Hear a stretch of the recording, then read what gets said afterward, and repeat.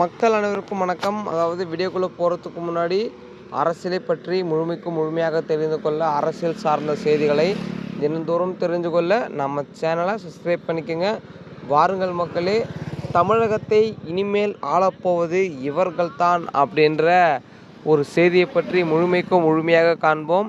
அதாவது தமிழகத்தின் சட்டமன்ற தேர்தல் முடிவு வந்த பிறகு முதலமைச்சராக பொறுப்பேற்கக்கூடிய ஆளாக நமது தவிக தலைவர் விஜய் அவர்கள் இருந்தார். ஆனால் இப்பொழுது சரியான ஒரு மெஜாரிட்டி இல்லாத காரணத்தால் அது கை நழுவி போய்விடுமோ அப்படின்ற பட்சத்தில் தமிழகத்தை ஆளப்போவது டெல்லி என ஆளுநர் கூறியிருக்கிறார். அது மட்டுமில்லை, தமிழகத்தில் 3 ஆண்டுகள் வரை சட்டமன்ற தேர்தல் இருக்காது. ஏனெனில் இப்பொழுது முதலமைச்சர் ஆகாவிட்டால் 3 ஆண்டுகளும் நீங்கள் அனைவரும் டெல்லியில் போய்த்தான் குரல் கொடுக்க வேண்டும் என தெளிவாக கூறியிருந்தார் ஆளுநர். இதனையடுத்து இது இப்படியாக போய்கொண்டிருந்தால் சரியாகாது என அரசியலில் இருந்து ஊறிப்போனவர்கள் 2 பேர் இதனை மாற்றத்தை காண முடிவெடுத்தனர். அந்த 2 பேர் யார் என்பதே உங்களுக்கே தெரியும். ஸ்டாலின் ஐயா மற்றும் எடப்பாடி ஐயா இருவருமே இதனை சிந்தித்து ஆலோசித்து பார்த்திங்கன்னா இதற்கான முடிவை எடுத்துள்ளார்கள். இதனையடுத்து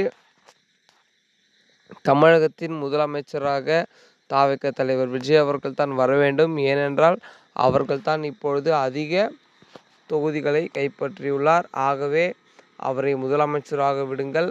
பிற கட்சிகள் அவருக்கு ஒத்துழைக்க வேண்டும்.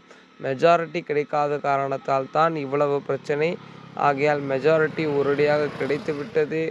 காங்கிரஸ் மற்றும் விசிக விடுதலை சிறுத்தை கட்சி கூட்டணி வைப்பதற்கு ஒரு நாட்கள் முழுவதும் பார்த்திங்கன்னா அவர்கள் டைம் எடுத்துக்கொண்டு ஆலோசித்திருந்தார்கள். இதனையடுத்து இப்பொழுது ஒரு வழியாக கூட்டணிக்கு ஒப்புக்கொண்ட விடுதலை சிறுத்தை கட்சி. ஆகையால் இதனையடுத்து இப்பொழுது முதலமைச்சராக பொறுப்பேற்க தயாராக உள்ளது தவிக தலைவர் விஜய் அவர்கள்.